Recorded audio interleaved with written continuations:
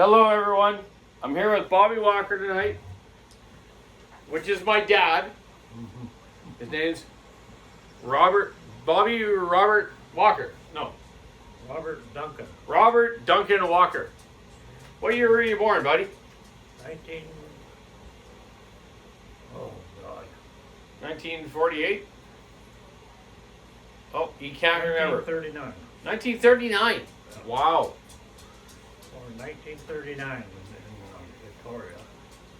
In Victoria. And we were, Let's go. next day we went to Jordan River. Wow. So he was born in Victoria, and the next day he went to Jordan River, which is a town on the west coast here on Vancouver Island, just up from Souk, which was developed by the Walker family. A.R. Walker was his name? Your grandfather? Yeah. Yeah. Basically developed that town with the power station. They went in horse and wagons and started the town and got it going. And that's where my dad was first lived. Okay? Yeah. Yeah. So I'm doing this video tonight just to talk about some history with my dad and our family, which is very cool. My dad grew up in a community that developed a power station first, and then later on in life he moved to a logging camp, which was called the Nanaimo River Camp, where his parents had split up, and his mom got together with a fella named John Westerholm, and he was a manager of the Nanaimo River Camp. Yeah. My dad was the only kid that lived in that camp, and the only way to get there was either by car or by the steam train. Because they did train logging in those days in that spot. So he lived there, and we get a ride into town to go to school from his old friend Tony. And Tony was an old Italian fella that was kind of like a do-it-all worker for the place, eh? He was like a father to me. He was like a father to my dad. Yeah, he did everything for me. He did everything for him, and drove him to school, picked him up. Was a very nice fella, and I think Tony had a little thing for your mom, eh? Was he kind of in love with your mom? No. No? Okay. No. He used to make some cookies once in a while. Yeah. He was a pretty good cook. Yeah. So my dad used to have to go take this truck into the school in the morning and get picked up at night and go back in there, and that's when my dad first started to learn about logging and working on machinery and working on chainsaws, I guess, too, eh? Hey, Dad? Oh yeah, that was my first job. Your first job was what? 12 years old. What was your first job at 12 years old? What was it? Taking mercuries apart. Taking mercury chainsaws apart. Yeah. So you just take them apart? Yeah. Yeah. Well, the back cylinder used to go all the time. Oh, the back cylinders would burn out. Yeah, because they So the didn't get mercury distant motors, is that what they were? That's right. Yep. Same one they have in the water pumps. Uh-huh. Same bloody orders. So that's what my dad started working with chainsaws, was the mercury distant. Yeah. And they had a problem with the back cylinder. And then did they fix the problem? No, we never did. We just Never put did. New ones on. They just put new ones on. And did you change to a different... The old mechanic used to sleep all day. Oh, really? He couldn't sleep at nighttime, so he'd sleep on the goddamn bench. And the only thing I could do was to take his stuff apart. You take it apart. Yeah. Yeah. And he put it together later when he was awake? Yeah. Oh, that's weird. Yeah. Mm-hmm. So were those the first chainsaws that you ever seen? Nope. What were the first ones that you ever seen? What the hell were they called? in Seattle, eh? We were actually a motorbike there. Villiers? Villiers, yeah. Villiers. Okay. So my dad said the first chainsaw motors that he ever seen. Someone in Seattle took the Villiers motor, which I believe were English, right? Yep. And they took these Villiers motors and made them into chainsaws. So were they float carburetor where you had to turn the bar to do the vertical and horizontal cut? Yeah. They were. That was way up there. Swivel carburetor, yeah. There were no diaphragms in them. No diaphragm carbs on. Mind you, though, Tillotson made diaphragm carburetors in the early '50s, right? They were pretty smart. They were the first ones to do them, eh? Oh yeah. Yeah. So your days in Nanaimo River Camp, you seen those first chainsaws, did you? That's what I did after school. Yeah. And after school, you would go and help the guy out. Yeah. I see. Okay. So you come He'd over from sleep school. and I take him apart. He would sleep. You take them apart, then he put them together. Yeah. That's funny. Oh yeah. So how old were you then? Oh, about 12, 13. 12, 13 years old? Yeah. Yeah, right on. Yeah. The accident didn't help. You had an accident. You know. Yep. We were cutting firewood and the sledgehammer hit me in the back and Yeah. the handle hit me in the back of my head and knocked me out. My dad's saying here he had a accident when he was a young boy. They're doing firewood and a sledgehammer fell off something, hit him in the back, and that's been his chronic back problem since he was a kid. Now he's how old are you now? 85, and his back is totally screwed up, and no one can do anything about it. He has to live with it and live with the pain, which is terrible. But one of them things. Still Eh? get around. I can get around. Yeah. That's But my dad, lived in that logging camp. He moved out of there, and I believe went to your grandma's place in Victoria. After that, Yeah. Well, that was my first job. Yeah. your first job, you went to Victoria to live with your grandma, and you worked in a Ford dealership. Yep. Yeah. New cars. New cars. Yeah. What would you do with the new cars? Well, just the doors and stuff. And Just servicing them for Cars- sale? Cars were terrible in those days. Oh, right. Oh. Fit properly and stuff. And, that was a hell of a job, Christ. So you would fix up new cars so the dealership could sell them. Yep. I see. Cool, man. New car department, yeah. Everybody Yeah. had them, yeah. Yeah. Oh, yeah. So what'd you do after that?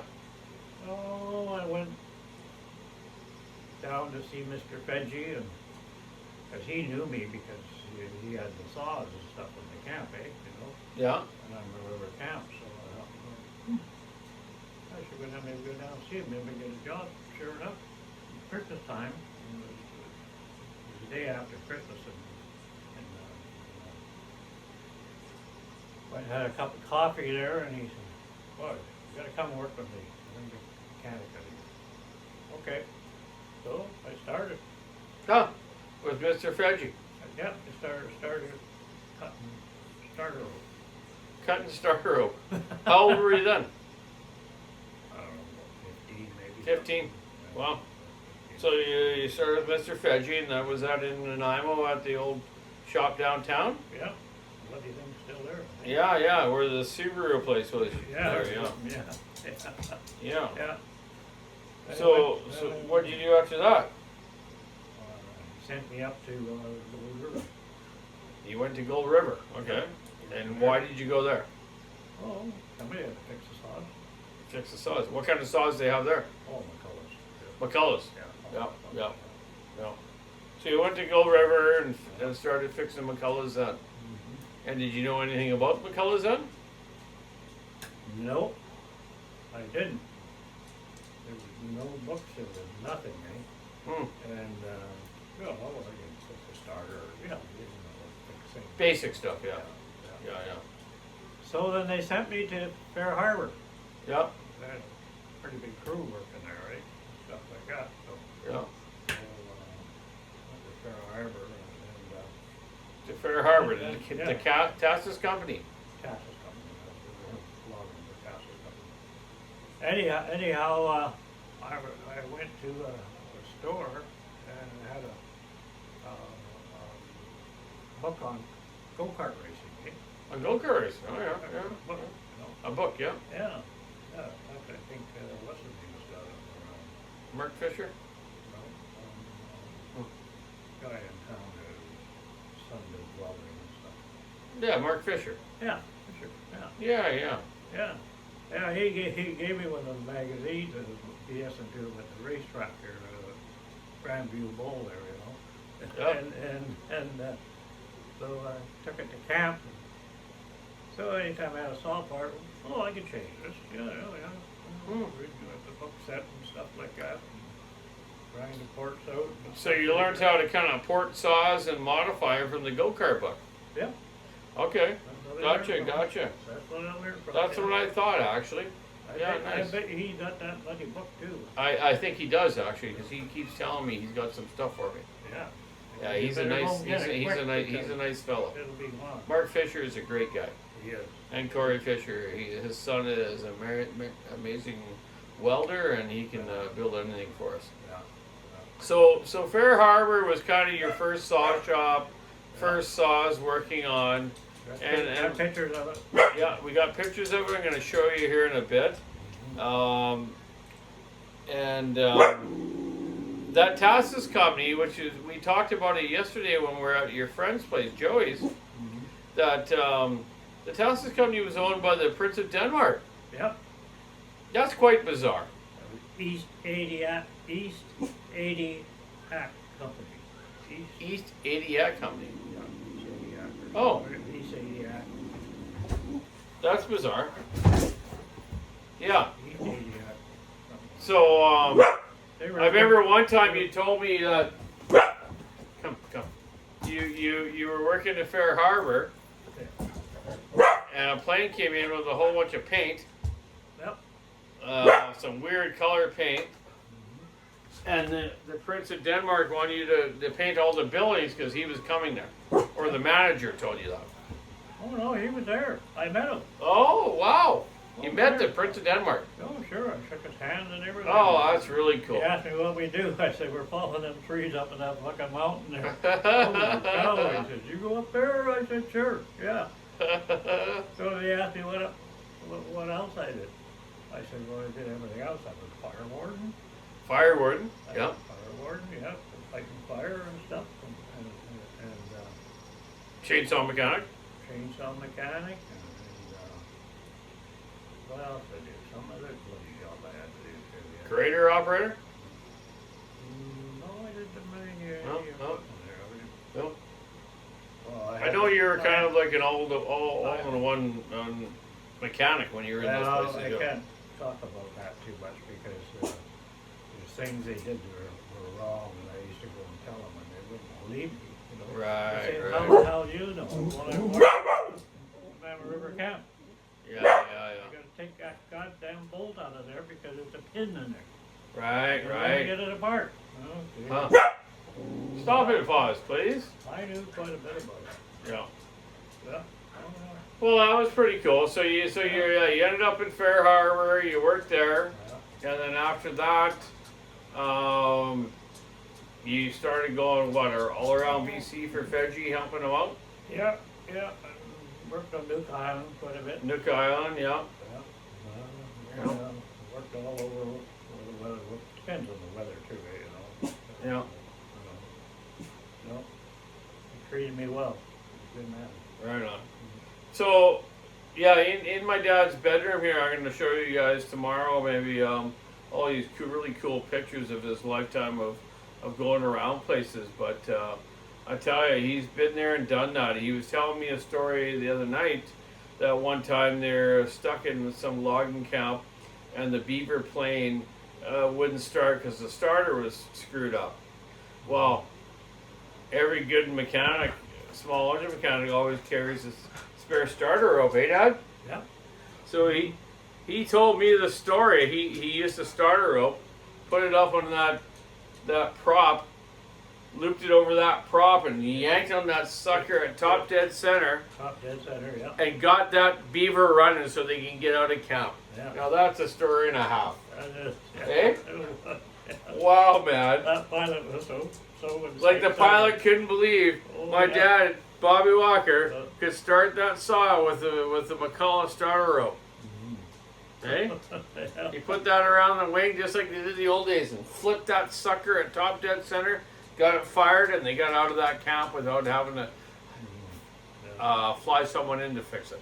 Yeah. Eh? Right. Yeah. Very cool. Yeah. Very cool stories. I've had a really good week hanging out with my dad. Hanging out with him, listening to old stories and old stuff, and helping him clean out his shed. And it's been Get rid of the junk. yeah, getting rid of some junk, but keeping some gems as well. So, thanks a lot for everyone watching, and maybe tomorrow, me and my dad will do a little video of it in his bedroom here, which is so cool. He's got so many pictures and stuff in there, and I'll show you all that tomorrow. But don't let any thieves tell you and come in there and rob these beautiful pictures. I'm just kidding. Anyways, y'all have a good night. Keep your saw into it, stick in the ice, rub on the road. Have a good night. And I'm going to have another good night with my dad here. Take little Fozzie for a walk in a little bit. Dog. And maybe Bob. That's the dog. Nah, he's done for the night. So, have a good night. We'll see you all later. Yeah. Thank you. Yeah.